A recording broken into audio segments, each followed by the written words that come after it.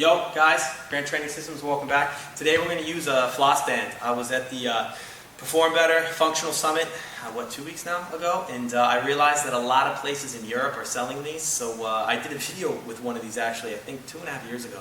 But these weren't so popular in Europe, so I stopped the videos. But now we can basically buy these everywhere. So I'm going to do a few videos on how I like to use them. So today we're going to do two, or well, one here and one later, sorry, on opening up the shoulder. So we start first with how to wrap this thing.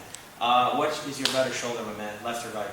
My better one. Yeah. Right. That will look better on the camera. Okay, so I go to the right side here. So what we're going to do, that's your right, yeah? So what I'm going to do here, just take his arm just like this. I want to capture as much of the tissue for this one, because we're going to work on the internal rotation, above his shoulder joint, if you will. That's quite easy to see, because we have the seam right here. A lot of times I used to have them take their shirt off, but now I have them keep it on, because I don't want him to scare the ladies away. But also, because the shirt will help grab how do you say, it will help this not slip. So, with that being said, I'm going to pull here. Usually what we do is we pull about 70+% tension, so I'm going to probably pull about 80, 85.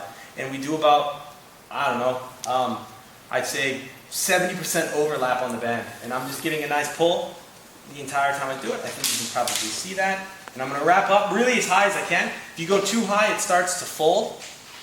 But with that shirt on, like I said before, I get to capture a little bit more of that tissue. And then once I start realizing it's not going to go anymore, I like to do the X of death, which I ran out of bands, so it doesn't really work. But as you can see, kind of wrapped around this way, and then I wrap around this way. And that allows me to tie it off, keeping it G-rated, I'll say, like a balloon. Maybe. Oh. Okay, that's good enough. And now what he's going to do is go ahead and, if you want, I don't know if you want him to turn around or if you want to go around, but what I want you to do is I want you to take the shoulder, I'll show you this way, and you're going to put the shoulder around you with your hand, your palm facing your back, so just like we spoke about, so just like this. Try to get your arm in that position. Good. So first one, you can keep your arm, with your hand back, just like this. He's going to raise it up as high as he can, and while he's in that position, I'm going to kind of mirror what he's doing here. He's in this position, and he's just going to start really trying to move that hand, wiggle it around. Get it as high as you can. And when you see what he's doing from behind there, let's go ahead and turn him around.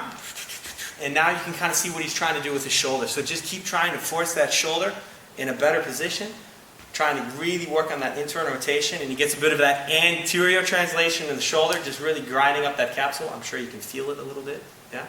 Nice and comfortable. That's why the smile is away from his face, I'm sure. So what he's going to do here is always just really try to hold that good position. You can look straight in the mirror. Just kind of keep a proper position within that spine and that shoulder. Trying to get that hand always a little bit higher. And then as he does that, he can either come out into a break, which he probably doesn't want to take too long with this. And then he's going to turn around again.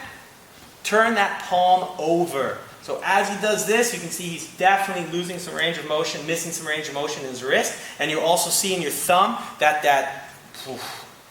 thenar eminence, well, I forget the name of the muscle off the top of my head, but this likes to get quite tight because it gets limited with all the motion that we don't have during the day with it. So as you can see, he's a bit blocked there. So as he's working on that, he's going to turn back around, and you're going to see that again, in that position, he's really just trying to grind that shoulder up, force that internal rotation, keep a proper position, and work on that anterior translation of the shoulder, really punching that front portion of his capsule, if you will. And in the meantime, his hand is having a spasm into the back, really trying to open that motion up. So we would do this for about, I don't know, 2-3 minutes maximum until he can't feel anything anymore.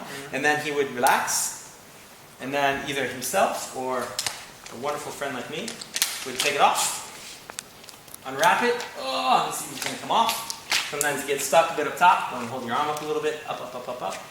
And then when he comes out of it, you just want him to relax. Don't have him whip his arm. Let the fascia kind of relax. The fascia relax a little bit. The blood come back. And soon everything will feel a bit loose. And then, bam, he can go right away and do whatever he was doing before. So that's number one. Number two is going to be a bit more advanced. And we do that right now. So see you in a few seconds.